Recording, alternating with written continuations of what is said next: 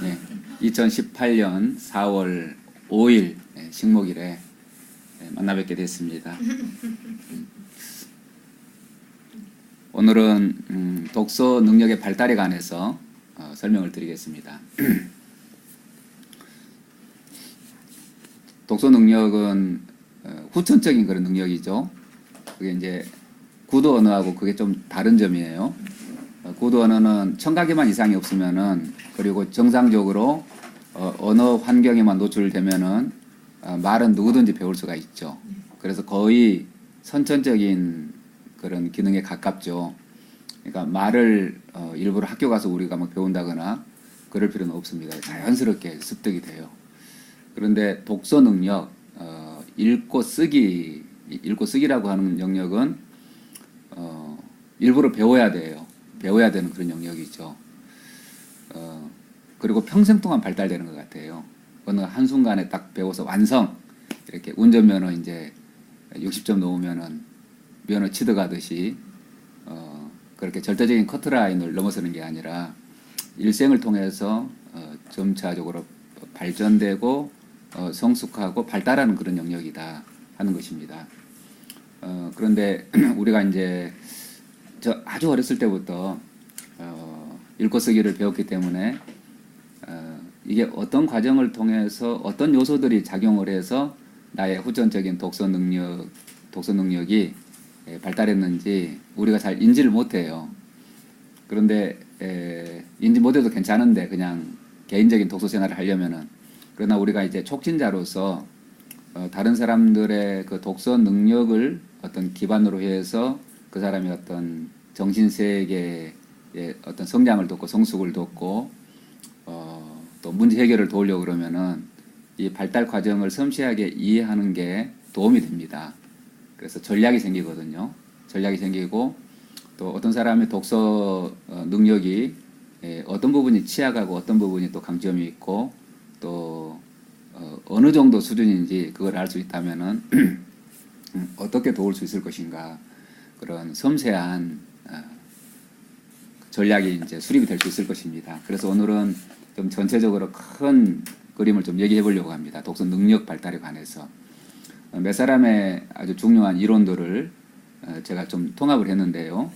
제일 먼저 이야기해 볼 것은 영유아기 영유아기의 독서 발달은 어떻게 진행이 되는가.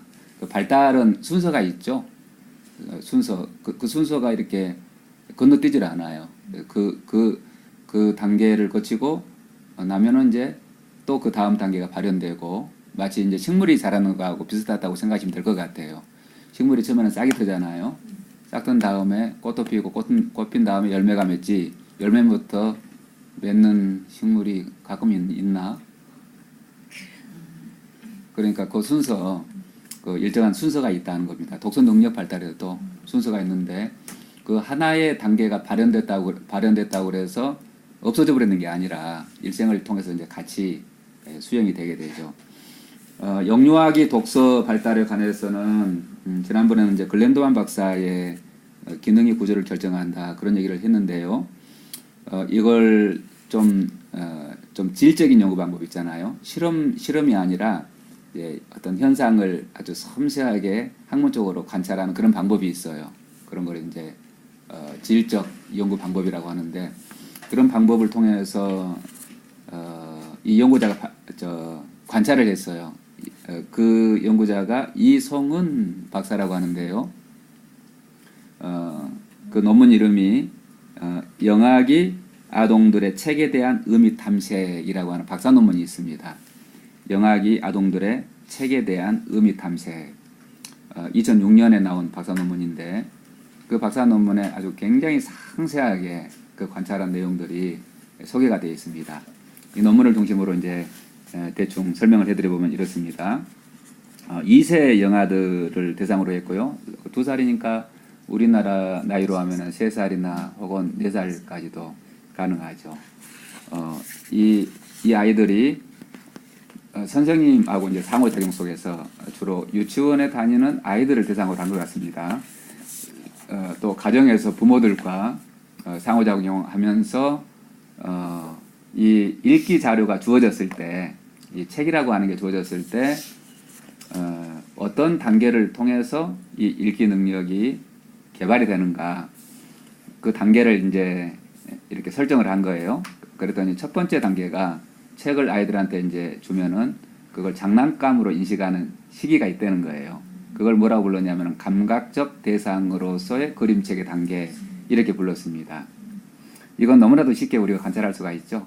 아주 어린아이한테 책을 주면은 어떻게 하던가요? 일단 물어 뜯어보죠. 예, 물어 뜯어보고, 만져보고, 뭐 찢어보고, 깔고 앉아서 놀잖아요. 그러니까 이 아이에게 있어서 책이라고 하는 것은 어떤 정보를 받아들이는 수단이 아니라 장난감 중에 하나인 거예요. 그렇죠. 이런 단계가 있다는 겁니다. 우리 손녀를 기르면서 제가 이 단계를 정말로 잘 관찰할 수가 있었죠. 어느 날은 그림책을 이제 가지고 놀다가 보니까는요, 이게 한 귀퉁이가 떨어져 나가고 없더라고요. 나중에 보니까는 침 발라갖고 먹었어요, 그걸. 저도 아들이 동생 찍는데 먹어버리다 도서관 책을. 책 먹는 여우에서 그 여우처럼 책을 먹어요. 그때 구강기라서 모든 걸 다 입으로 가져가죠. 맵지는 않더라고요. 내버리는데 먹었어요. 침은 또 얼마나 많이 나와요, 그죠? 그게 이제 소독약이라고 합니다, 침이. 강력하게 이제 강력한 침으로 먹죠. 그러니까 이때 단계 아이들은 좀 튼튼한 책, 뭐 흥겁책이라든지 좀 너무 책을 신성시하지 말고 마음껏 가지고 놀도록 장난감처럼 주면 되지 않겠어요? 그까지 그 책도 사면 되지 뭐.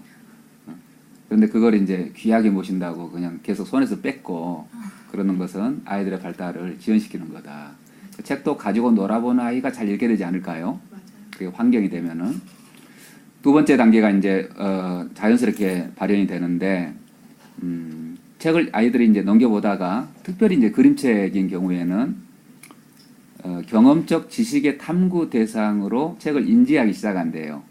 다시 말해서 이 책 속에 엄마 아빠 같은 사람이 있네, 이런 거 있잖아요.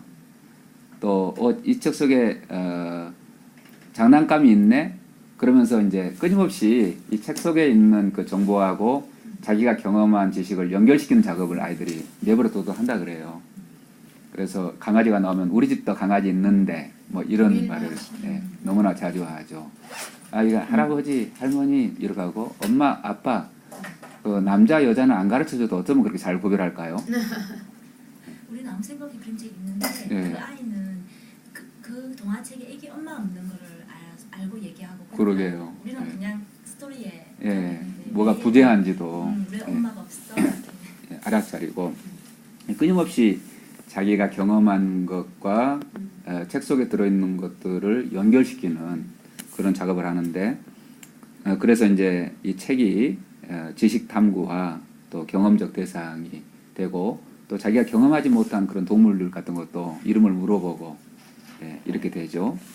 그리고 이제 세 번째 단계가 발현하는데, 세 번째 단계에서는 이 책을 그 아이가 관계 형성의 매체로서 활용하는 시기가 발현된다는 거예요.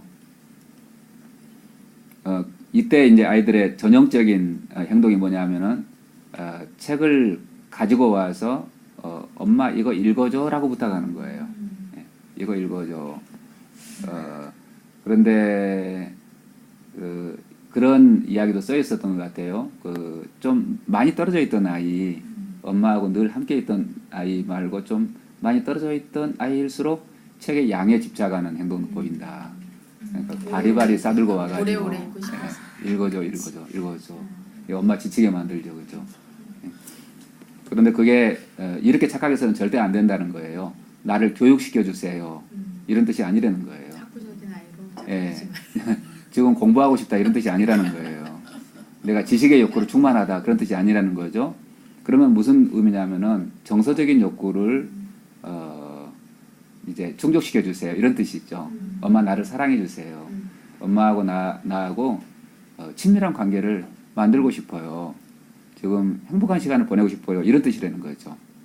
그래서 그 책을 그 하나의 그런 매개체로 이제 활용하는 건데, 그걸 이제 착각해가지고 드디어 우리 아이가 이제 공부할 준비가 됐구나. 그거 좋아한다. 이렇게 해서는 안 된다는 거죠.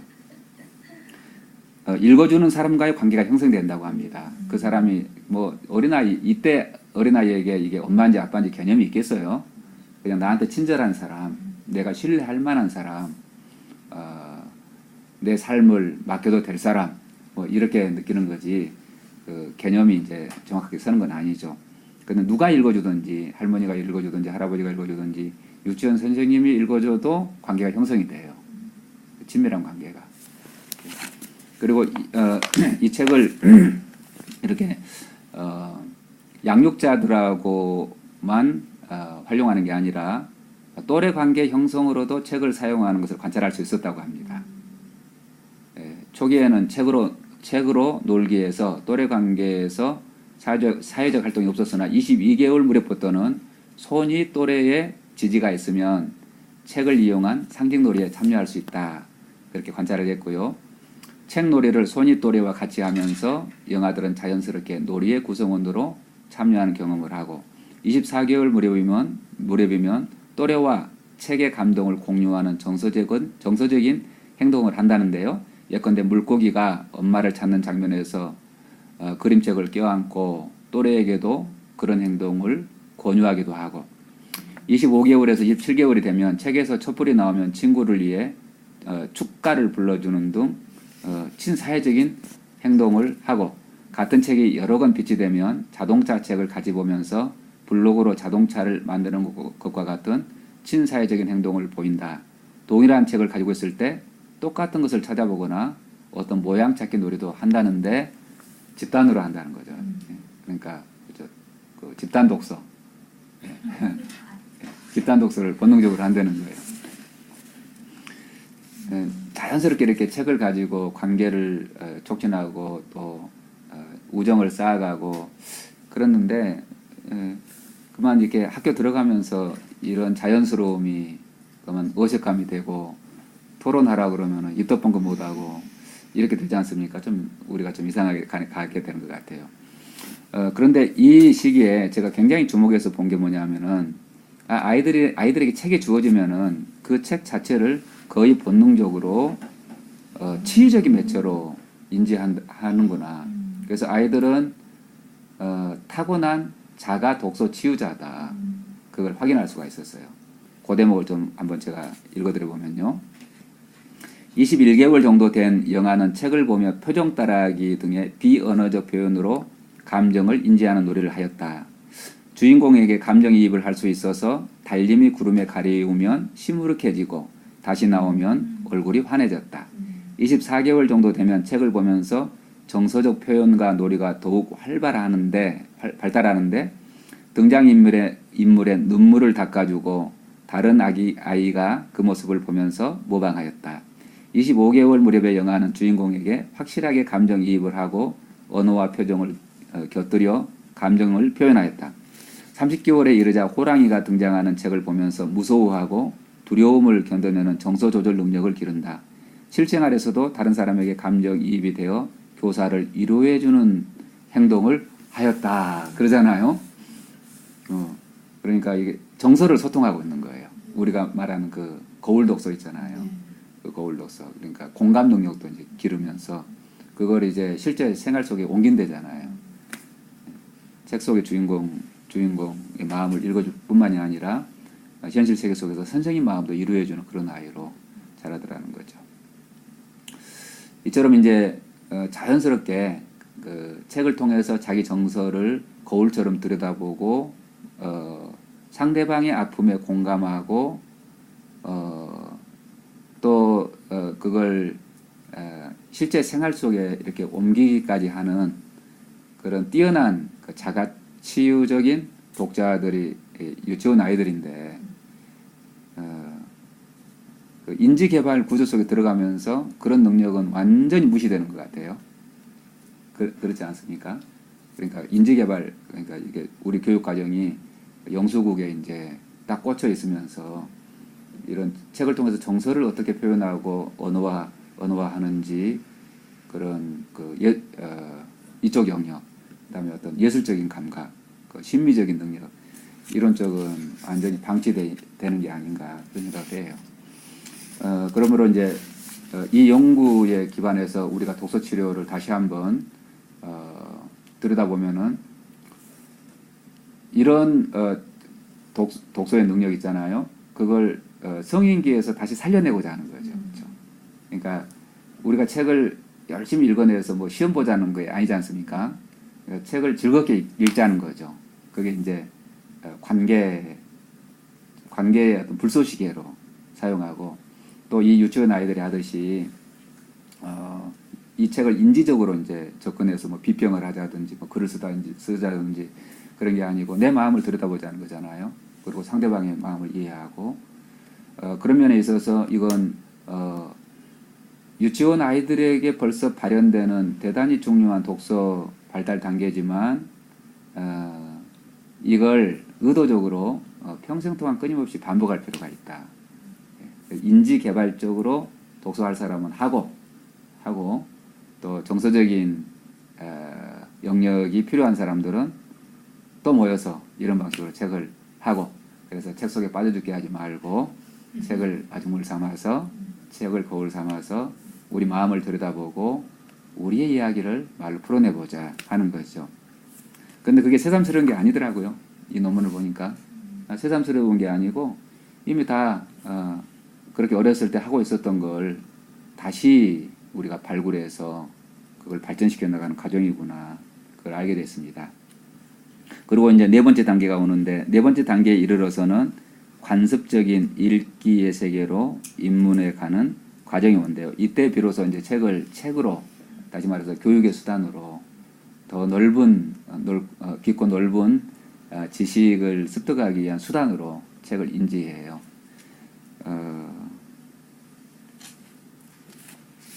이세 전후한 무렵부터 처음에는 이제 그림을 가리키기, 단순한 명명, 어떤 이름 붙이기, 책 내용을 따라하기, 또 책 옹알이, 구어체로 원본과 비슷하게 애워 읽기 등으로 이렇게 발달해 간다는데 책을 통해서 이제 말도 배우고 어떤 더 구체적인 지식을 이렇게 쌓게 되는 것이죠. 혹시 이게 영유아들을 대상으로 그 독서지도, 독서 치료나 혹은 독서 지도나 책을 가지고 뭔가 좀 구체적인 촉진 활동을 하실 분들은 이송은 박사의 그 논문을 제본해 가지고 읽어보시면 좋을 것 같아요. 아주 상세한 사례들이 이송은 예, 이송은 한국교육학술정보원에 들어가면 바로 원문을 다운받을 수가 있어요. 예, 이송은 2006년도 논문이 되겠습니다.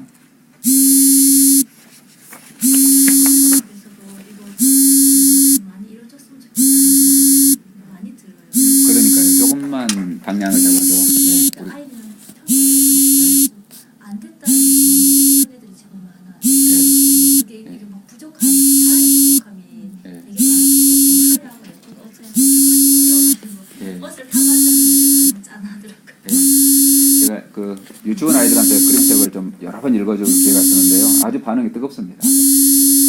PPT로 크게 띄워가지고 읽어주고 물어보면은요 아이들 반응도 참 잘해요. 저도 그런 봉사를 해보고 싶어서 한번 이제 다른 데 보고 딸이 있는 거 몇 년 전에 얘기를 했는데 이제 그게 이제 이미 원에 있는 아이의 엄마가 와서 봉사하면 다른 아이들이 너무 슬퍼한다 해서 7세예요.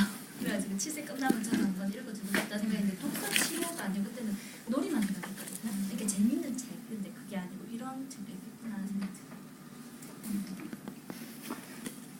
그 다음에 이제 J.W. 어윈이라고 하는 분 독서 지도론이라고 하는 책이 번역돼 있어요. J.W. I.R.W.I.N. J.W. 어윈 이렇게 읽어야 될 것 같은데요. 독서 지도론 이렇게 나왔고 본래 이 책의 제목은 Teaching, Reading, Comprehension, Process 2판 책이에요. Teaching 가르치고 읽고 이해하는 과정이라고 되어 있어요. 독서 지도론 독서 지도론보다는 조금 더 포괄적인 그런 제목을 달고 있네요. 이 책은 이제 전전재 박사의 그 독서의 이해하고 비슷한 그런 종류의 책인데요. 이 책의 특징이 이제 그 독서의 그 과정과 맥락 이런 것들을 참 잘 짚었어요.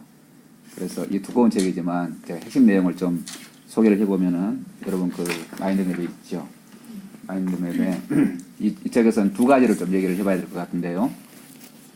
첫 번째가 뭐냐면은 독서하는 어떤 인간 있잖아요. 독서하는 행동, 독서하는 인간이 있고 독서하는 행동이 있지 않습니까? 내가 독서를 한다고 하는 것은 어떤 맥락 속에서 어떤 요소들이 결합돼서 이루어지는 행위인가 그런 걸 참 잘 짚었어요. 독서는 굉장히 아주 고도한 인간의 능력이거든요. 이건 다른 동물들한테는 전혀 관찰할 수 없는 인간만의 고유한 그런 행동이죠. 혹시 저기 다른 동물들이 문자를 개발해 가지고 뭐 책을 쓰거나 이런 건 아직 모르시죠? 아무리 고등한 동물이라도 인간만이 하는 일이 많습니다. 나중에 AI가 저기 뭐지 알파고가 알파고. 알파고가 네. 그 아주 독특한 행동이에요. 인간의 독특한 행동. 문자를 통해서 소통하는 행위, 그 인간만의 독특한 행위인데, 그렇기 때문에 독서한다고 하는 것은 가장 인간다운 행위다. 그럴 수가 있죠. 그렇게 볼 수가 있죠. 다른 어떤 이 지구상에 살아가는 수없이 많은 그런 생명체하고 비교해 볼 때 인간이라고 하는 그 종에게만 드러나는 아주 독특한 그런 행동. 그렇기 때문에 이게 간단한 게 아니에요. 굉장히 강력한 인간의 어떤 경쟁력이자 인간의 능력인데 이 독서 행동에 대단히 많은 요소들이 결부되어 있다. 그렇게 지금 이 어웨인이라고 하는 분이 설명을 하고 있습니다.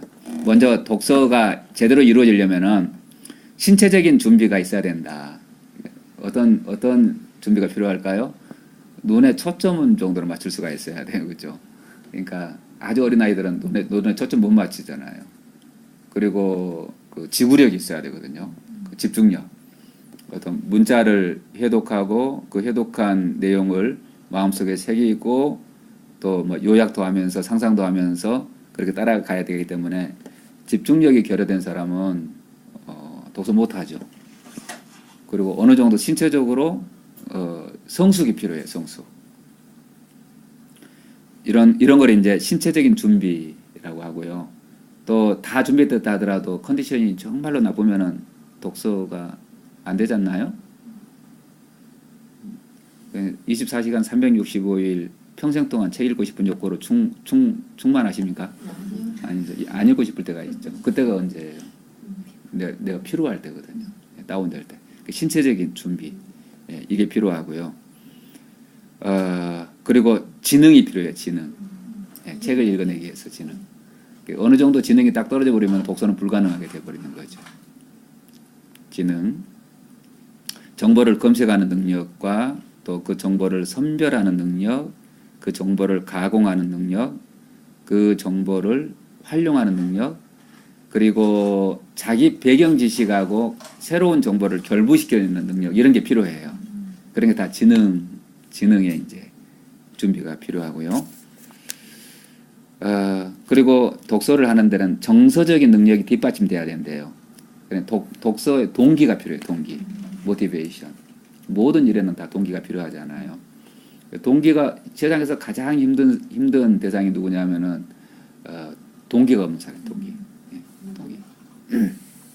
비자발적인 사람이잖아요. 요즘 청소년들 아무리 재밌는 걸 들이대도 다 싫어요. 잠만 자려고 하고. 동기. 독서도 이제 동기가 필요하거든요. 왜 책을 읽어야 되지? 이런 거. 책을 읽고 싶다라고 하는 마음의 내적인 동기 있잖아요. 그런데 이런 동기를 평생 동안 지속하는 가장 좋은 방법이 어린 시절에 책을 읽어본 경험이 좋게 만드는 거 있잖아요.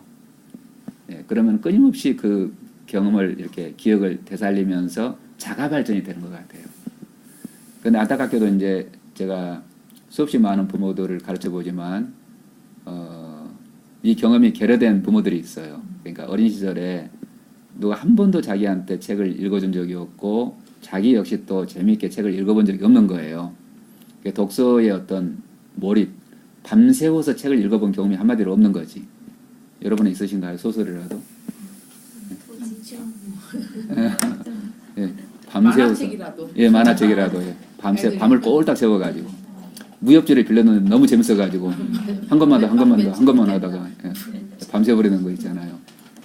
그런 몰입의 경험이 이제 누락된 사람들이 있어요. 그런 사람들이 이제 나중에 이제 부모가 됐을 때 이 독서의 중요성은 또 기가 막히게 또 아셔요. 기가 막히게 아셔가지고 아이들한테 책을 읽어줘야 된다고 하는 것은 아는데 그게 막상 자기가 실천해 보려고 하니까 의무가 되는 거예요. 그게 의무. 책임을 다해야 돼. 그런데 그건 한 1년은 버틸 수 있을 줄 몰라도 책임감으로 아이들을 막 두세 기르면서 10년간 육아기간이 돼봐봐요. 그 책임감으로 못해요. 그 책임감이라고 하는 동기는 빨리 벗어나고 싶지. 그 회피 동기지. 나를 유인하는 그런 동기는 아니잖아요. 책임은 빨리 해버리고 싶잖아요. 그걸 질질 끌면서 오랫동안 즐기고 싶지는 않죠. 아이들도 금방 느낍니다. 예. 아, 우리 엄마가 책을 읽어줄 때마다 괴로우시구나. 싫어하는구나. 예.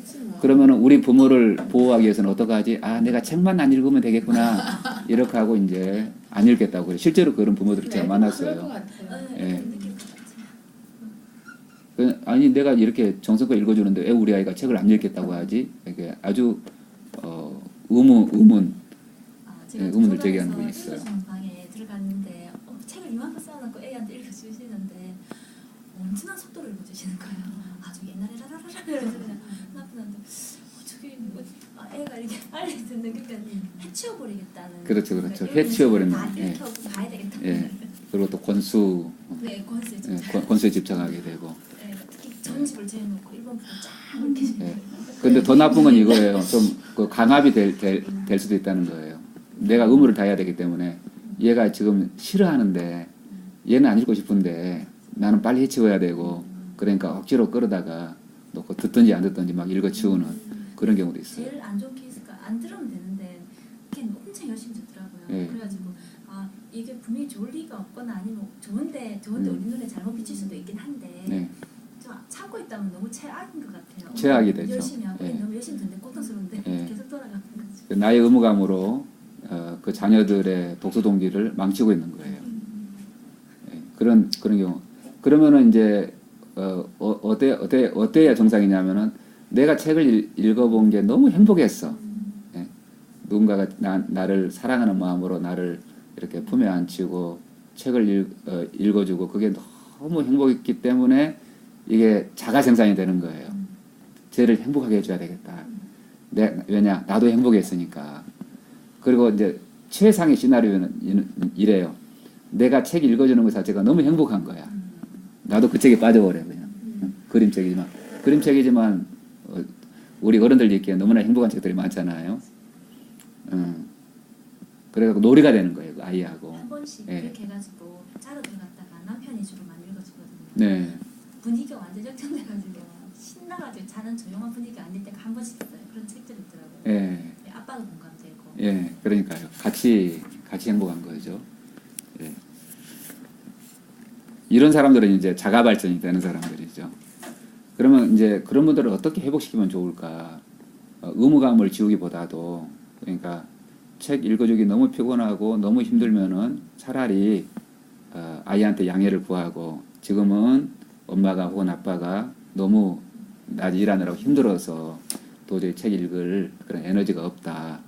에너지를 내일은 좀 남겨올 테니까 오늘은 자자. 이렇게 하고 거절하는 게 낫다는 거예요. 그래서 길게 가야 될 것이니까 이게. 근데 저는 예, 남편이 길게. 그럴 때 그걸 해줬어요. 그러니까 남편이 읽어주는 시간이 좀 필요해서 같이 있는 시간이. 그래서 요즘 앱이 너무 좋아가지고 책 읽는 앱이 여러 개가 있거든요. 책마다 맞아요. 창원에 예, 다 예. 그게 있어요. 예, 오디오북 예, 형태로 오디오 진짜로 와이파이 많이 나오죠. 있어가지고 예. 너무 많더라고요. 예. 그래가지고 그걸 도서관에 불러면 남편은 이제 와이파이 붙은 걸 좋아해요. 그러니까 같이 듣는 거예요. 들으면서 이제 그 정도 맞아 추천하는데 자기 읽어주려면 글밥 많아서 이게 힘들어하더라고요. 애들이 오디오도 상당히 즐겁게 듣더라고요. 네, 아마 즐겁게 같이 듣죠. 보고 있으니까 예. 또 많이 좋아하고. 오디오북 참 좋아요. 예, 참 그리고 좋아요. 또 에너지가 내가 될 때 저 카톡 같은데 녹음해서 보내주면 되잖아요. 예, 그런 방법도 있잖아요. 요즘은 미디어가 발달해서 아이디어만 조금 내면은 얼마든지 예, 가능해요. 그렇기 때문에 이게 이 정서적인 능력이 있어야 된다고 하는 거, 그 독서에는 동기가 있어야 된다고 하는 거. 그런데 그 동기가 긍정적인 거, 예, 가능하면 긍정적인 것이 돼야 된다고 하는 거. 그리고 이제 성인기에 이제 이런 독서의 즐거움을 되찾으려면은 자가 생산이 안 되는 사람들은 다른 사람의 힘을 빌려야 되는데요. 독서 모임에 참여하면 돼요. 그러면은 읽어주잖아요. 제가. 그러니까 책을 읽어오라고 제가 강조하지 않는 까닭이 바로 그거예요. 여기 와서 그냥 이런 두꺼운 책 못 읽어봐도 괜찮아. 설명을 들으면 되고 또 그걸 다 읽어야 되는 게 아니고 아주 핵심적인 거 한 서너 페이지만 읽어도 그 내용을 충분히 파악할 수 있고 그 내용에 내가 반응을 하면 되니까. 그래서 제가 이제 독서 치료를 할 때는 어떤 독서 치료를 통해서 인지를 개발하는 쪽에 초점이 있는 게 아니라 어떻게 이렇게 정서적인 영역 있잖아요. 책에 대한 즐거움, 또 책을 몰입해서 읽어본 경험, 또 듣기 독서를 통해서 정말 내가 혼자 읽기는 싫지만 저 사람이 읽어주는 책은 정말 재미있군. 이런 경험을 충분하게 누적해 가지고 자가 발전이 되도록 할 것인가, 거기에 초점이 있습니다. 물리적인 환경도 물론 영향을 미치죠. 물리적인 환경. 그 다음에 이제 그 책의 문제인데, 책의 난이도, 또 그 책이 내 삶과 직접적으로 연관성이 얼마나 있는가, 이런 거 텍스트의 문제가 되겠습니다. 그리고 6번은 참 재밌는데요. 누구랑 더불어서 책을 읽느냐가 되게 중요하다고 이 저자가 얘기를 하고 있어요. 그 교사와 촉진자, 이걸 상황 조직자라 이야기를 했는데요. 같은 책도 이제 그분하고 읽으면 참 행복하고 재밌는데 어떤 분하고 읽으면은 시험 공부가 되고 이럴 수도 있지 않습니까? 그리고 이제 독자의 요소 이런 걸 얘기하는데요. 내가 얼마나 이제 준비된 사람인가, 이게 결정적으로 중요하겠죠. 우리는 이제 이걸 볼 수 있어야 될 것 같아요. 저분이 나이하고 이렇게 비례하는 게 아니기 때문에 독서 능력이, 나이가 80이라도 1학년 공부를 해야 되는 분이 계시고, 중학생이라도 뭐 독서 능력이 엄청 발달해 가지고 더 깊이 있는 그런 책을 읽을 수도 있고, 그렇게 준비될 수가 있는데요. 이 모든 걸 이제 독서의 맥락 요소라고 부르고 있습니다. 맥락 요소. 다시 정리를 해보면은 신체적인 준비가 필요하고요, 지능이 뒷받침돼야 되고요, 정서적인 능력이 있어야 되고요, 또 물리적인 사회적인 그런 환경이 영향을 미치고, 또 어떤 텍스트인가, 그 텍스트가 영향을 미치고, 좋은 책을 고르면은 훨씬 쉽겠죠. 또 누구하고 더불어서 책을 읽는지, 그 촉진자 혹은 상황 조직자, 그리고 독자 자신의 요소까지, 이런 것들이 총체적으로 서로 얽혀가지고 독서라고 하는 하나의 행위가 완성된다는 거예요. 그러니까 이분의 책을 통해서 좀 독서를 입체적으로 볼 수 있는 그런 시야가 열리더라고요. 이 가운데 이제 우리가 독서 치료 전문가로서 6번이 우리잖아요, 우리.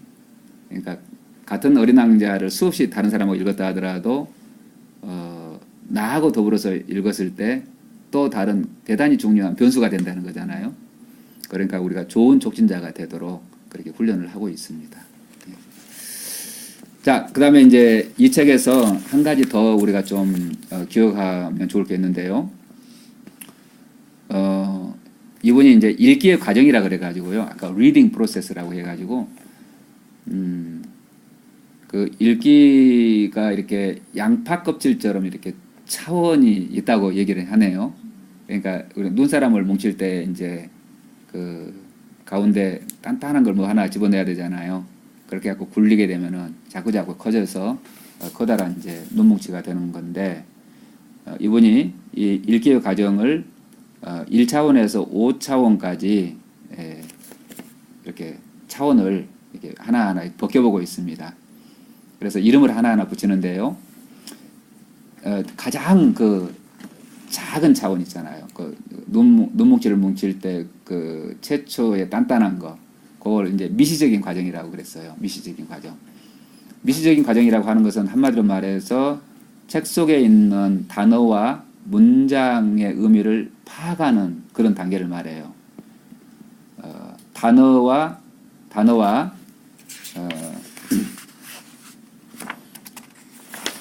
문장의 의미, 이걸 파악 못하면 독서는 안 되겠죠. 우리가 영어를 공부하면서 이걸 잘 느끼지 않으셨나요? 예. 이 단어 뜻을 몰라요. 그런데 그게 키워드야. 예. 한 번 나오는 게 아니라 계속 반복해서 나오는데 그 단어를 모르겠어요. 그러면은 이제 독해가 안 되는 거죠. 그리고 문장의 의미가 파악 안 되는 경우도 많아요. 그건 이제 구조를 분석하지 못할 때 따르는 고통인데요. 제가 영어를 공부하면서 한동안 극복하기 어려웠던 문제가 그거 같아요. 단어는 사전을 찾아서 다 뜻을 아는데 문장 전체로는 의미를 모르겠는 거예요. 그런 경우 안 해보셨나요? 예. 그리고 미시적인 선별이라고 하는 게 있는데요. 한 문장을 읽었어요. 나는 아주 화창한 봄날 자동차를 몰고 창원에 있는 비전교회 독서치료를 공부하러 다녀봤다. 이런 문장이 있어요. 그러면은 이걸 통째로 다 외우는 것은 좋은 독서 전략이 아니죠. 그랬다는 300짜리 책을 읽고 다 암송해야 되거든요. 그럼 어찌해야 되겠습니까? 그러니까 중요하지 않은 것들은 다 쳐내버리고 거기서 핵심만 딱 뽑아가지고 기억할 수 있는 능력이 있어야 돼요. 그래야 이 독서가 돼요. 다시 한번 해볼게요. 여러분 핵심을 뽑아주세요.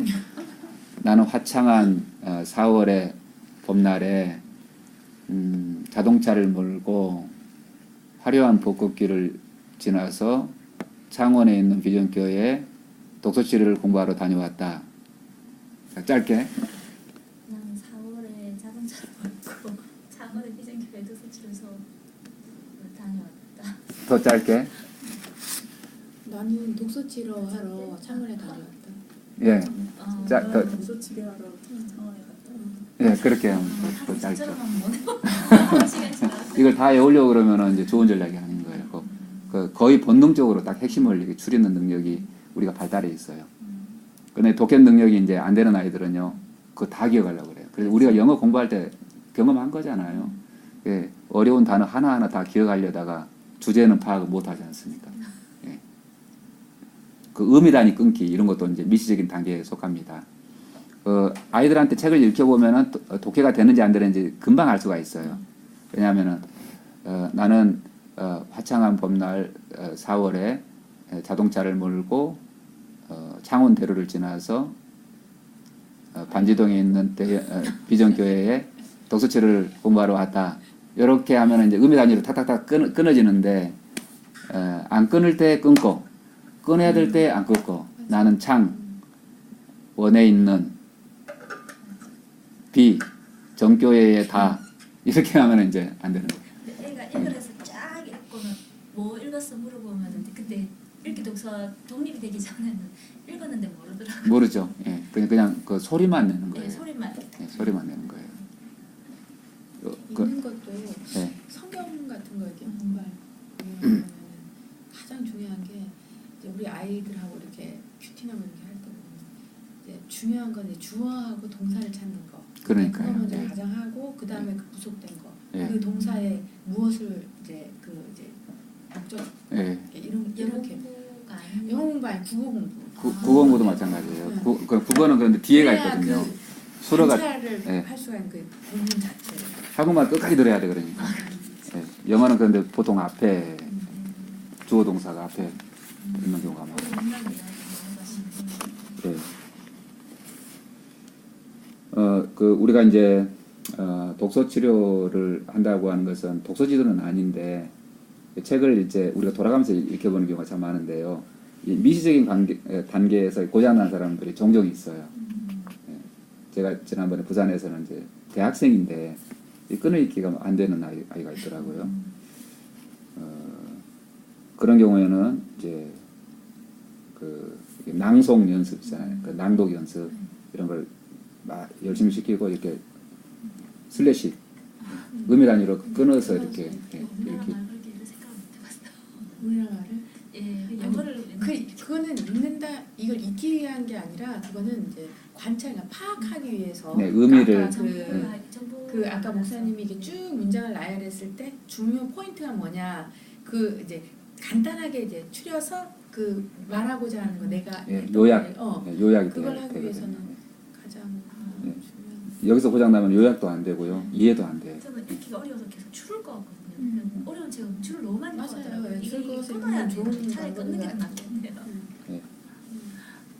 지금 저희 애가 성경을 제가 집에서 계속 읽히거든요. 그러니까 저는 이제 어차피 성경도 읽어야 되지만 읽는 연습도 해야 되고 겸사겸사 해서 이제 어렵잖아요. 초등학교 이제 1학년이니까. 근데 걔가 지금 읽는 게 이게 끊어 읽기가 안 되니까 요렇게 그냥 가서 읽다가 여기서 끊으면 무슨 말인지는 하나도 몰라요.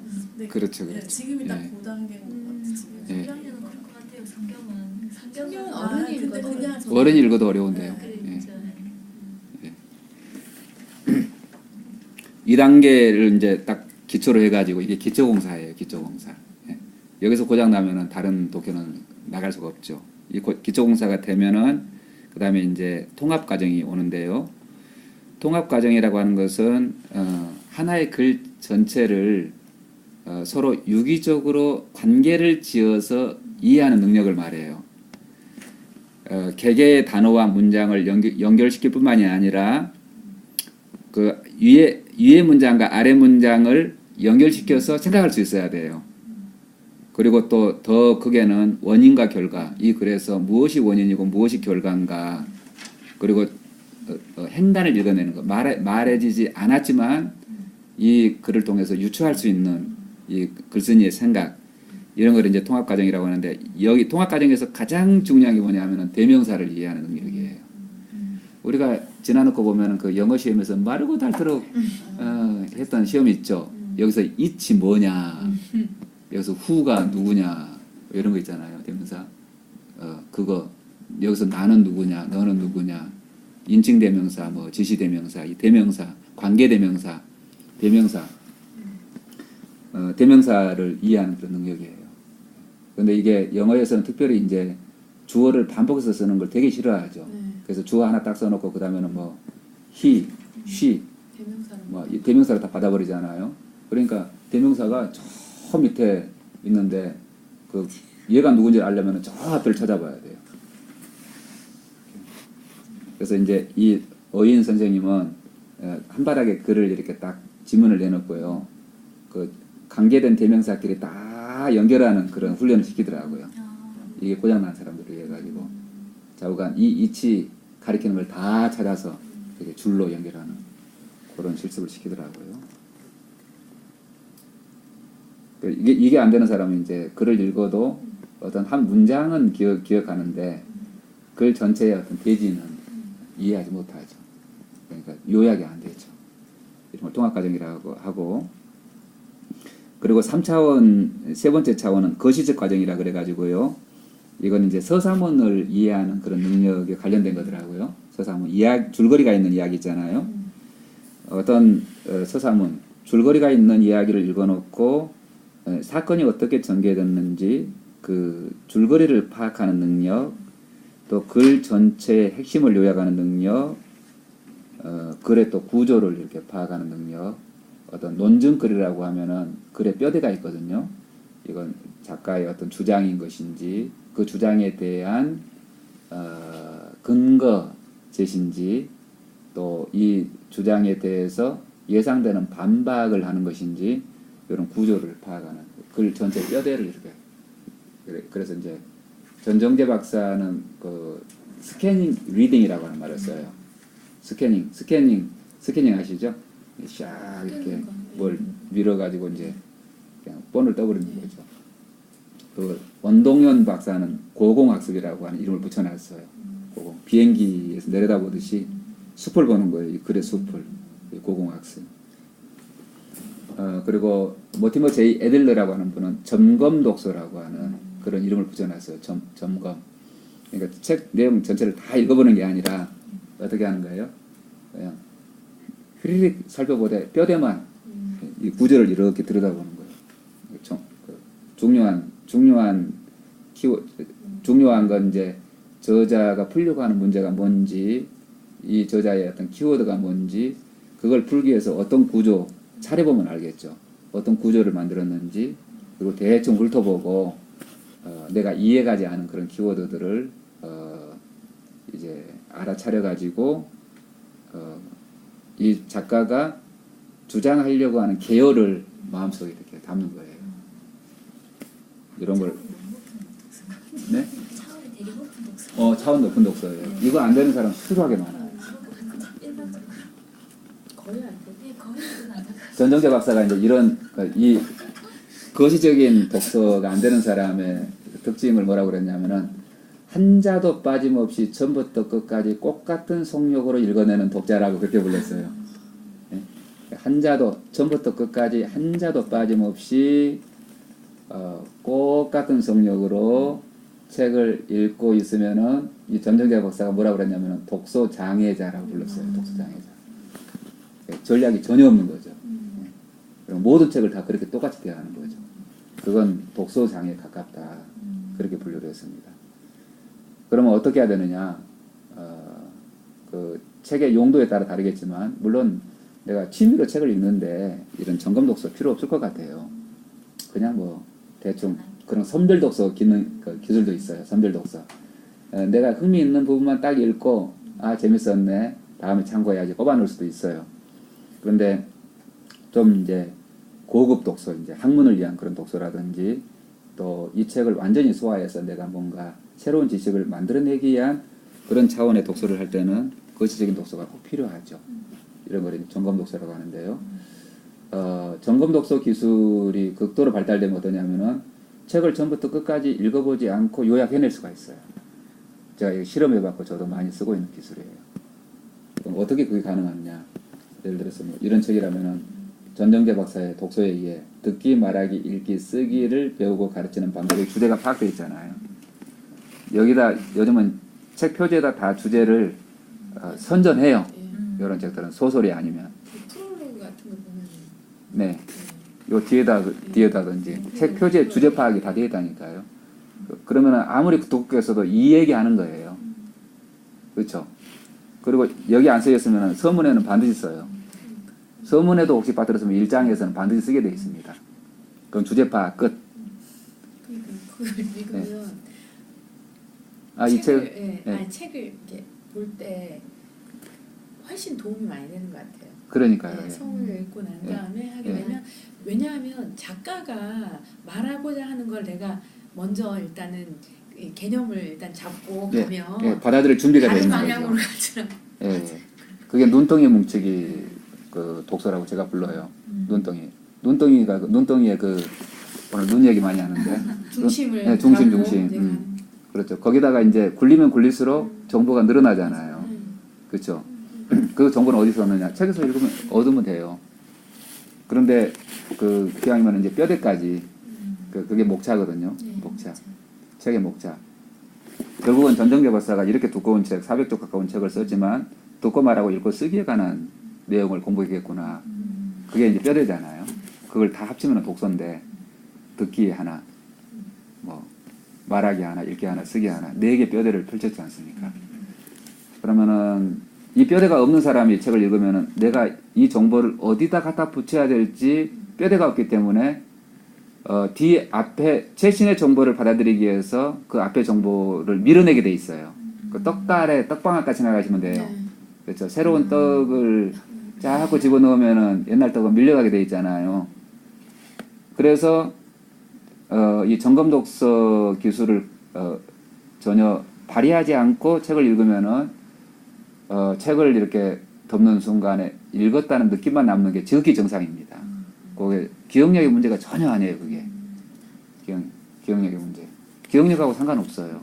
그 책을 읽는 기술이 아직 거시적인 단계까지 못 간 것 뿐이에요. 그 기술이 발달 안 된 거예요. 그 기억력하고 상관없거든요. 저도 기억력은 그다지 뛰어난 사람이 아닙니다. 기억력 좋기는 우리 여동생이 뛰어나지. 전화번호를 뭐 수백 개를 잘잘잘 외우고 다니더라고. 그러다가 되게 스트레스를 받으니까 또 그 기능이 또 이렇게 상실되더라고요. 근데 저는 기억력이 원래 나쁜 사람이기 때문에 이 점검 독서 기술을 평생 동안 극도로 발달시키고 있죠. 그래서 이 저 점검 요렇게 마인드맵으로 만드는 것이 이 점검 독서 기술의 아주 좋은 도구가 됩니다. 그러니까 제가 이거 보고 지금 강의하고 있잖아요. 세부적인 내용은 이 책에 다 있고 내가 기억하고 있고 내가 기억 못하는 건 책에 있으니까 제가 1시간 내내 얘기해도 이 큰 틀을 떠나지 않을 거예요. 3,000% 빠지는 일이 없다는 거예요. 저는 이제 점검 독서가 너무 필요한 상태니까 전공 서적을 보니까요. 진짜 네. 이게 다 하나하나 중요하게 생각하면서 넘어가서 덮었는데 너무 스트레스를 그러니까 너무 그렇죠, 많이 받는 그렇죠. 거예요. 너무 초과적. 다 그러니까 애로워서. 도마는 이만한데 거기다가 자꾸 뭐 이것도 중요한가 봐 저것도 중요한가 봐 그래 너무 재료가 많이 쌓인 거예요. 자꾸 이해하지 못하고 넘어가라고 얘기를 하더라고요. 주변에서. 네. 그걸 버티지를 못하는 거예요. 왜냐하면 그렇게 했더니 하나도 안 한 거랑 똑같은 것 같아가지고. 지금 그러니까 처음부터 이거 1부터 100까지 1부터 100까지를 다 해야 하는 성격이구나. 이제 그걸 다 이렇게 공부를 하려면 깨야 되더라고요. 그걸 제가 공부를 못했던 그게 그런 것 같더라고요. 조금 그래가지고 그걸 뭐 조금만 공부할 거면 가능한데 여러 개를 할 때는 불가능한데 바꿔야 돼요.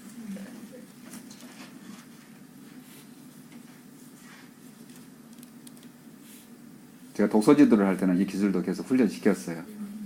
그러니까 책 끝까지 안 읽어보고 요약부터 해오는 거 있잖아요. 나중에 그런 거에도 좀 점수를. 이제 네 번째가 정교화 과정이라고 했는데요.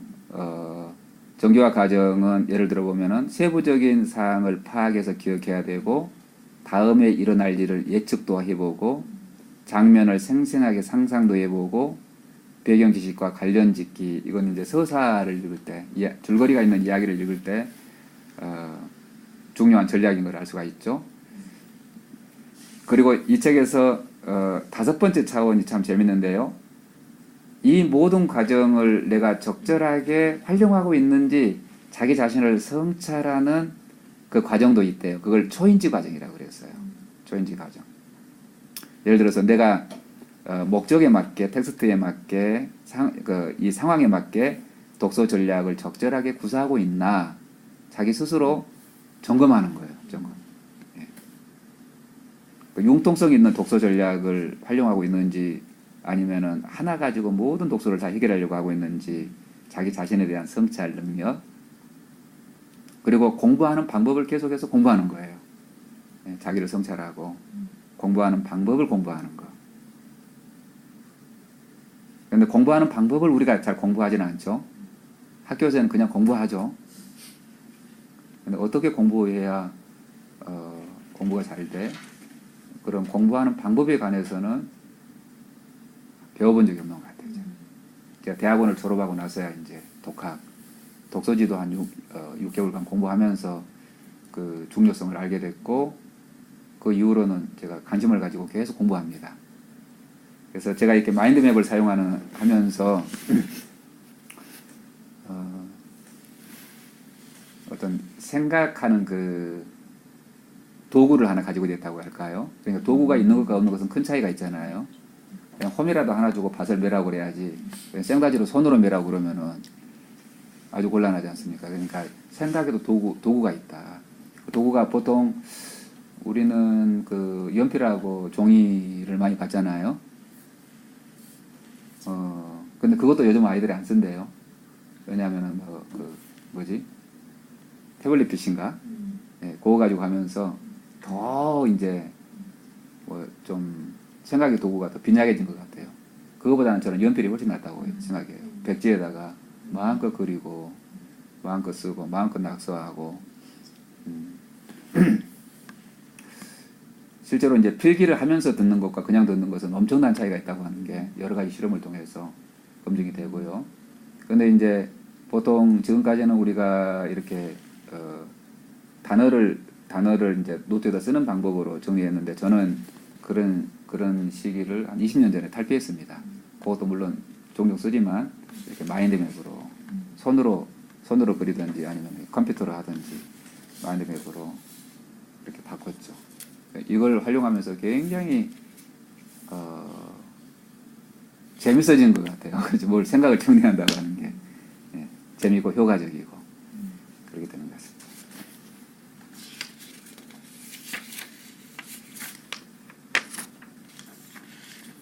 자, 여기까지가 이제 이 어인의 Teaching, Reading, Comprehension, Process 여기에 대한 이야기였습니다.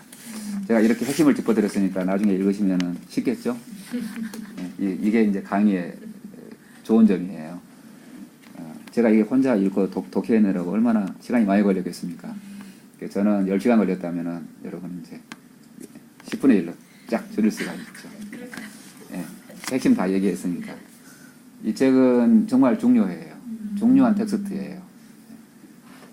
뭔가 이 독서의 속사를 들여다볼 수 있는 그리고 전체적인 큰 그림을 마음속에 그려주는 책이죠.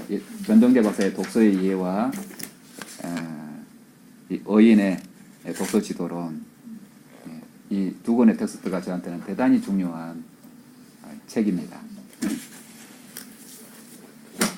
그러면 다시 이제 전정재 박사의 책으로 돌아와서요. 전정재 박사도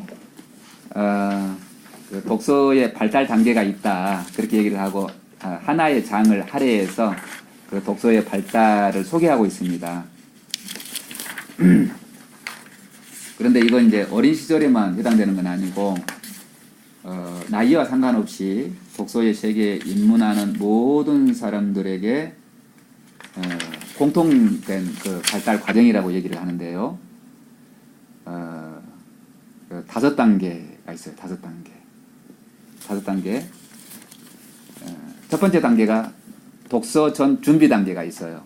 전정재 박사에 따르면은 독서 능력에는 제 1단계가 독서 전 준비 단계가 있는데 이때 이제 해야 될 일이 뭐냐면 독서 동기를 불러일으키는 거예요. 동기. 아이들한테 너 책 읽어 이러면은 그냥 멘붕이 헤딩하라고 하는 거니까 어떻게 하면은 이 아이가 이 책을 읽어보게 쉽도록 하겠습니까? 그런 전략이 우리 촉진자들에게 있어야 된다는 거예요. 그런 전략들이 많은데 여기서도 이제 소개를 하는데요. 부분적으로 재미있는 대목을 읽어주는 거예요.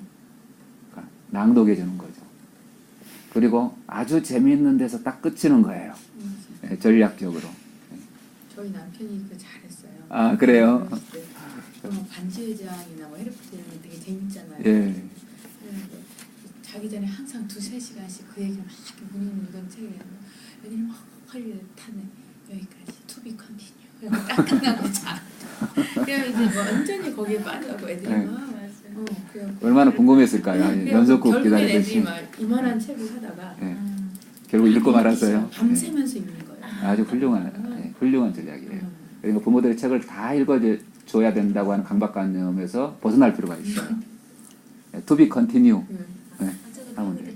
그러면 애들이 한번 이런 것도 맨날 우리 아들은 연도라서 마법의 뭐 그러니까 부모가 애가 감질 때마다 자꾸 조그매지는 일이거든요. 그래서 애가 처음에는 엄마 작아지니까 자기가 이게 커지니까 이랬는데 나중에 너무 작아지니까 엄마 무서워 이러는데 부모님 너무 작아가지고 그런데 그게 앞에 그런 얘기들이 나오니까 내 반응 언제쯤 좀 읽어줘다니까 애가 뭐 한 10장이나 줬나 잠 못 자겠다는데 너무 재밌게 다 읽어줬어. 그걸 지어줘서. 근데 내용이 너무 재밌긴 하더라고요. 마법에 뭐 설탕 2스푼이 뭘 먹었는데 설탕 2스푼. 무서운 이상한 나라 앨리스처럼 근데 그런 모티브구나. 심리가 이해되더라고요. 자기가 이제 처음엔 좀 그런 감정이니까 부모가 작아지니까 부모가 자기 눈치 보고 그랬는데 나중에 무서워 엄마 아빠가 없는 것 같아. 그 배경 지식을 이야기로 들려주는 방법도 이렇게 써보라고 제안을 하고 있고요. 예를 들어서 이제 난중일기 우리가 읽을 건데 재미없어요. 솔직히 말해서 두껍기만 되게 두껍고 스토리가 있는 것도 아니고 그런데 그 책의 역사적인 배경 그 중요성을 설명해주면은 읽고 싶은 욕구가 생기죠. 난중일기 이 책이 있었기에 오늘 대한민국이 있단다. 만약에 이 책이 없었다면 이순신 장군도 없었을 거야. 이순신 장군이 없었으면은 우리는 한국말을 쓰는 게 아니라 뭐 다마내기 깎아먹까 오다마 삭까먹까 비사이로 먹까 이러고 있을 거다. 그만큼 역사적으로 중요하다. 이렇게 예, 동기를 일으켜. 백범일지 이거 두껍거든요. 그러면은 백범 선생이 누군지 어떤 삶을 살았는지 이 책이 왜 중요한지 그런 걸 이야기로 들려주는 거예요. 또 학교 상황이라면 이렇게도 해보래요. 책의 본문 일부를 읽어주고 토론을 붙이는 거예요. 예. 뭐 내짝국 채영대 여기 딱 발단 부분만 읽어주고요. 이 아이가 앞으로 이 학교에서 어떻게 됐을까? 너희들 토론해봐. 이런 식으로. 또 특정 부분을 만화나 그림으로 그려오게 해서 어떤 그룹한테 발표시켜가지고 그 책에 대한 동기를 부여하기도 하고 또 이 책에 등장하는 핵심적인 키워드가 있어요. 예를 들어서 뭐 토마스 쿤의 뭐 패러다임이라고 하는 그런 용어들 있잖아요. 또 뭐 권력 이동할 때 그 권력이라고 하는 게 뭔지 이런 키워드들을 이제 쫙 풀어주고 이 책에서 어떻게 썼는지 찾아보자 이렇게. 그러니까 이런 단계들이 우리가 보면은 되게 섬세하게 발달 안 했어요, 그렇죠? 또 배워본 적도 없고. 그런데 우리가 이제 앞으로 촉진자로 누군가에게 책을 읽히는 사람으로 기능하고자 할 때 되게 새겨들어야 될 게 많더라고요. 우리는 책을 가르치는 사람이 아니라 책을 읽도록 하는 사람이고 책을 활용하도록 하는 사람이고 그 책을 통해서 사람이 변화되도록 성장되도록 자꾸 넛지라고 하는 책처럼 자꾸 이렇게 옆구리를 쿡 찌른 사람이잖아요. 독서는 준비된 게 소홀히 해서 될 게 아니다. 그런 생각이 들어요. 그리고 두 번째 단계를 이제 읽어주기 단계, 소리내어 읽어주기 단계 이렇게 전정재 박사가 말했습니다. 소리내어 읽어주기 단계. 어떻게 읽어주면 좋다고 얘기하냐면요. 감정을 이입해서 읽어주고 또 언어가 즐거운 걸 읽어주래요. 그 읽어주기에 되게 재밌는 책들 있잖아요. 내 동생 싸게 팔아요. 뭐 이런 책들. 혹은 그 안돼 삼총사. 뭐 안돼 안 된다께 라고 하는 책들 있잖아요. 입이 똥꼬에게 이런 책들을 되게 읽어주면 재밌어요. 저 읽어줄 때마다 재밌어서 자꾸 읽어주게 되잖아요. 마치 참 좋은 시를 한번 눈으로 쓱 보고 다 알았어 하고 치우는 게 아니라 계속 음미하고 또 음미하고 음미하듯이 언어가 즐거운 책들 그리고 아이들의 삶의 문제를 다루는 책들 그런 걸 읽어주면 좋고요. 독서 수준도 고려하고 재미있는 책으로 시작하는 게 좋고 이게 왜 좋으냐면은 듣는 사람만 좋은 게 아니라 나도 좋아요. 읽어주는 사람. 읽어주는 사람도 재밌어야지 계속 오래 가지. 나는 의무가 되고 상대방은 즐겁고 그러면 오래 못 갑니다. 그리고 다양한 장르를 넘나들면서 읽어주는 것도 괜찮다고 얘기를 하고 있습니다. 꼭 그림책만이 아니라 매뉴얼도 읽어주면 재밌어요. 매뉴얼. 레시피 있잖아요.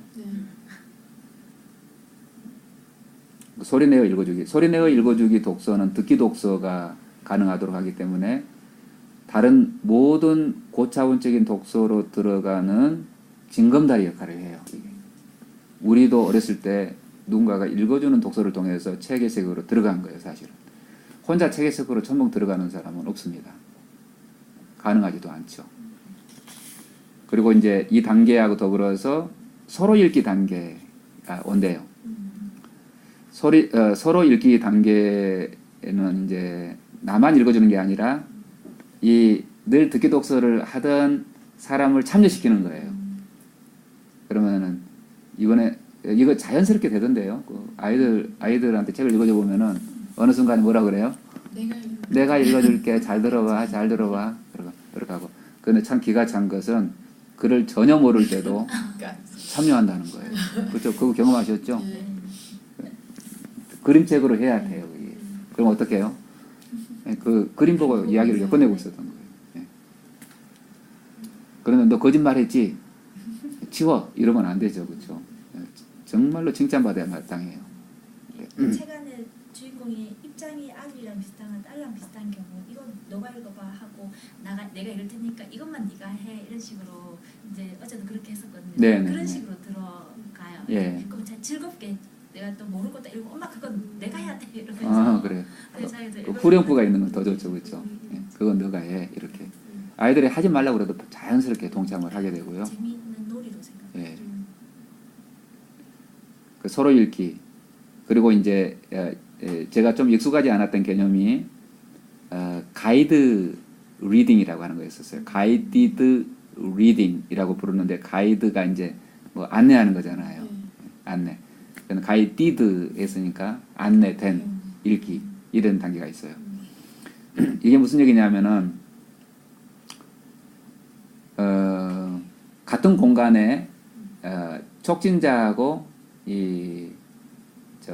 한 공간에 있어요. 아이하고 부모나 교사가 같은 공간에 있어요. 그런데 선생님이나 부모는 내가 읽고 싶은 책을 읽고 아이는 아이가 읽고 싶은 책을 읽는 거예요. 따로따로 독서를 해요. 그런데 이 아이가 이제 어떤 부분에서 딱 막혔을 때 보통 어휘에서 막혀요. 어려운 어휘에서. 어휘에서 막혔을 때 언제든지 나한테 질문할 수 있는 기회를 부여하는 거예요. 언제든지 방해해도 괜찮아. 내 독서를. 제가 이걸 우리 손녀하고 한 2년 정도 한 것 같아요. 한 2, 3년 정도 한 것 같아요.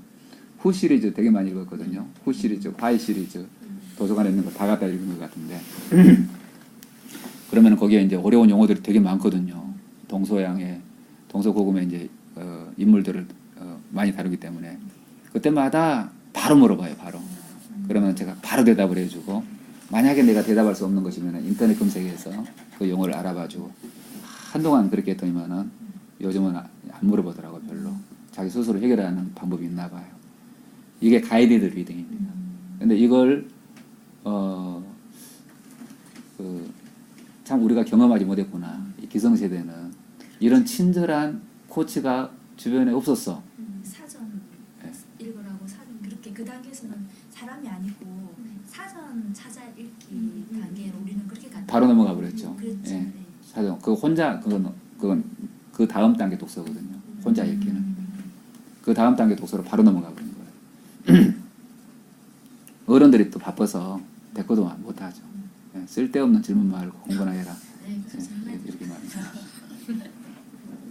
예. 가이디드 리딩. 예. 그 사실은 우리 독서 치료도 가이디드 리딩을 하는 거예요. 그 마음을 다루는 그 언어에 대해서 우리가 계속해서 호기심을 가지고 개인적으로 독서하고 또 그룹으로 토론하면서 그 용어를 정복해 가고 그 용어의 힘을 빌려서 나를 이해하고 소통하고 이렇게 돼가고 있잖아요. 네. 예, 가이디드 리딩이 이제 그룹으로 돼가고 있는 것이죠. 그래서 저는 그렇게 생각해요. 그 늙어 죽을 때까지 독서 그룹에 있었으면 좋겠다 그런 생각이 들어요. 그 서로 이제 비판하지 않는 그런 독서 그룹. 우리에게 맞는 책을 계속 읽어나가면 되니까. 노인이 되면 책 읽을 필요 없어질까요? 아니요. 좀 나이 들면 더 많이 읽고 더 많아질 것 같다는 생각이 들어요. 시간도 많은데 예, 시간도 많은데 돈도 그 있겠다. 많은 시간을 더 네. 많이 나누면서 읽으면 더 좋을 것 같아요. 예, 네. 돈도 있겠다. 친구도 필요하겠다. 예, 공원에 가서 이렇게 사람 구경만 해서는 좀 비참하잖아요. 요즘 고급 독자들이 그 노인들이 많아진대요. 도서관에서 아예 그냥 사시는 노인들이 많아진다 그러더라고요. 그래서 큰 글자 책이요. 예. 제가 엄마한테 좀 빌려주려고 했는데 고전 있죠. 완전 고전. 우리 엄마한테는 안 되는 그렇죠. 교육을 안 받으셨으니까 그런 큰 글자가 전부 다 난이도가 높은 책들이 전집으로 쫙 꽂혀 큰 있더라고요. 글자가? 큰 글자. 큰 글자 어르신용 책. 보통 우리 한 요 정도 예. 나온 책을 이 정도 크기로 해가지고 예. 그러니까 한국 단편부터 해가지고 있어요? 예, 서양 고전까지 쫙 꽂혀 있더라고요. 엄마한테 빌려줄게 하더라고요. 너무 난이도 높아서 나이가 이제 책 읽고 싶어서 많아서 그리고 이제 단어만 뚫어지는 게 아니라 이 아이가 독서 전략이 적절하게 활용하고 있는지 이런 것도 이제 좀 도와주고요.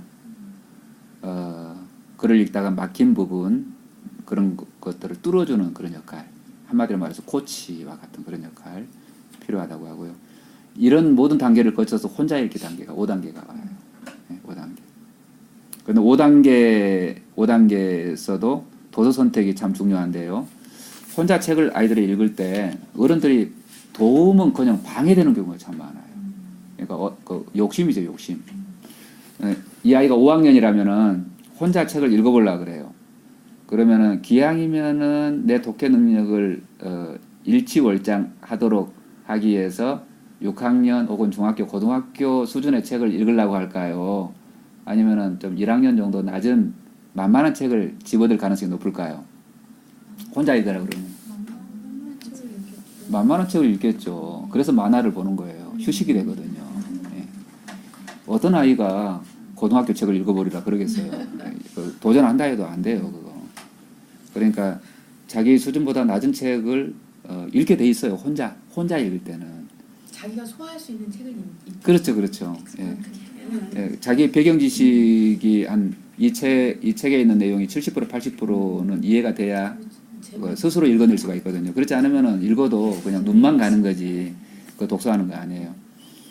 이때 그런데 전정세 박사가 되게 중요한 개념 하나를 이야기해요. 무슨 얘기를 하냐면은 수평 독서 이론을 소개합니다. 수평 독서. 수평이라고 하는 것은 이렇게 쭉 멀리 널리 펼쳐지는 거잖아요. 혼자 읽기 단계에서 정말 중요한 건 자기가 읽어낼 수 있는 만만한 책을 끊임없이 이렇게 수평적으로 읽고 있어야 된다는 거예요. 그러면 어떤 일이 벌어지냐면은 마치 그 티핑 포인트라고 그 물이 끓는 그 지점 일어나시죠. 99도까지는 그냥 그 열에 투여한 열에 비례해서 물이 끓어요. 온도가 올라가요. 근데 99도에서 100도 올라가는데 깔딱고개예요, 거기가. 깔딱고개.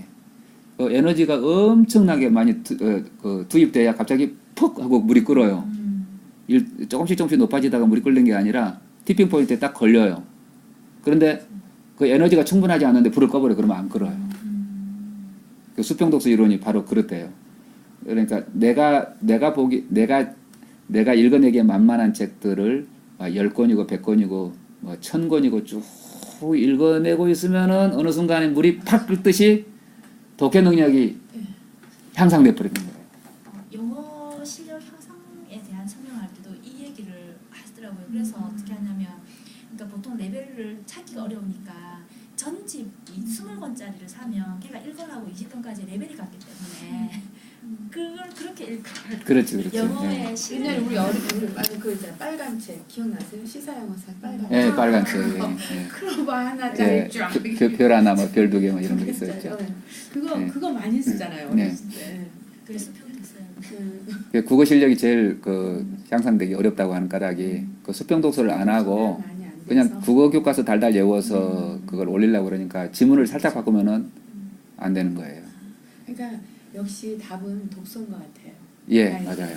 모든 근데 것에 모든 어학은 네. 다 그 독서인 것 같아요. 말만 다르지 예, 며칠 원리가 전에 같아요. 친구 고일 아들을 만났는데 그 뭐 잠깐 그 하여튼 그 학교에서 그 친구 집에 갔는데 이제 친구가 와서 얘기를 하는 거예요. 이 학교에서 그 도서 그걸 이제 자기가 신청을 해가지고 그 모임을 이제 만들고 학교에서 주는 책을 목록을 좀 이 중에서 골라서 읽어라 이렇게 된 거예요.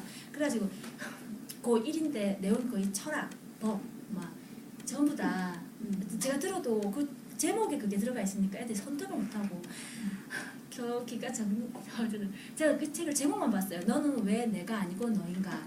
그렇기 때문에 직접 못 봤어요. 저는 제목만. 그래서 제목만 봐도 골치 아프다. 네, 그랬는데 딴 책은 더 심해요. 무슨 철학이거나 막 완전히 법이고 이러니까 그나마 얘는 이 중에서도 이거는 그냥 일반 문장이잖아요. 너는 왜 내가 이게 정보서 아닌 것 같고 고1인데 그래서 그 팀은 그걸 선택을 했는데 딱 들고 왔어요. 와 놀랐어요. 그렇게 이래요.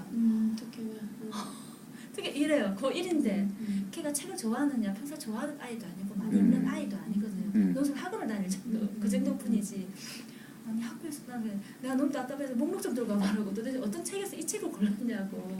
그게 인디언 추장들 연설문을 모은 책이라고. 네, 네. 그럼 그런 걸 읽으려면 미국 역사에 대한 이해도 좀 있어야 그렇지. 되고 네. 마음에 고1이 이거는 작정하고 애들 책 읽기를 못하게 하려고 하는 참 그래서 그러고 있어요. 독서 동기를 방해하려고 작정했구만. 애가 질려가지고 한 장도 못 넘기고 있다 그러더라고요.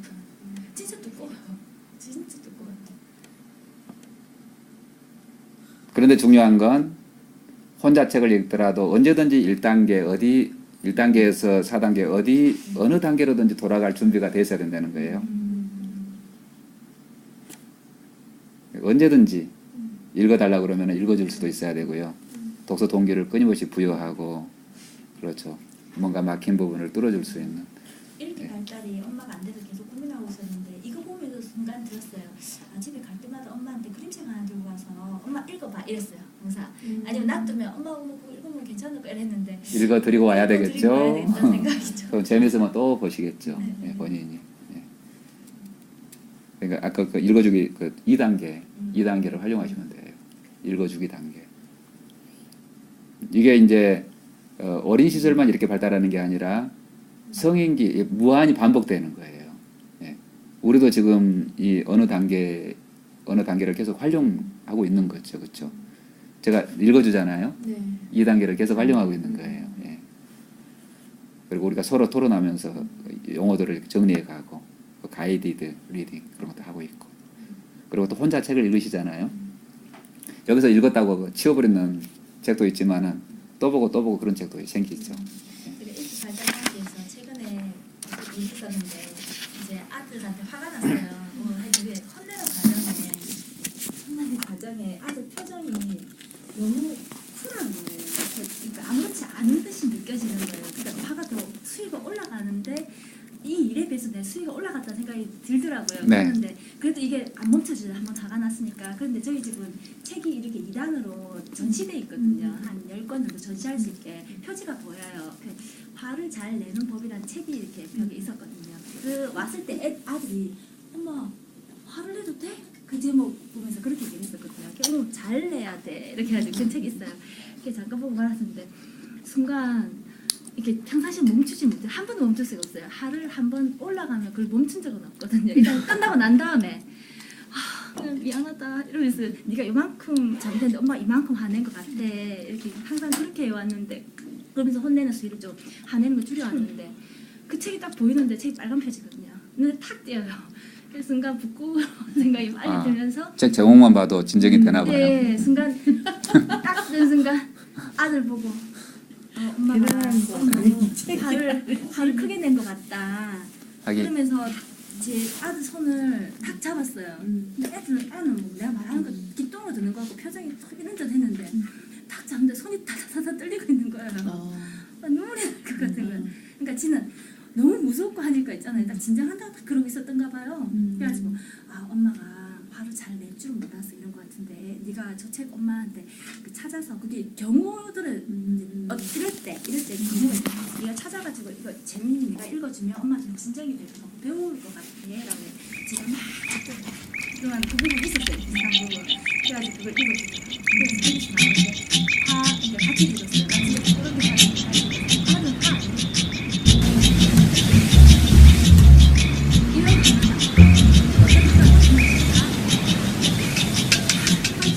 네.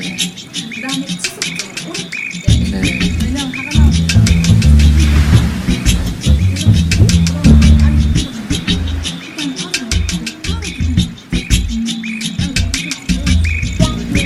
Yeah.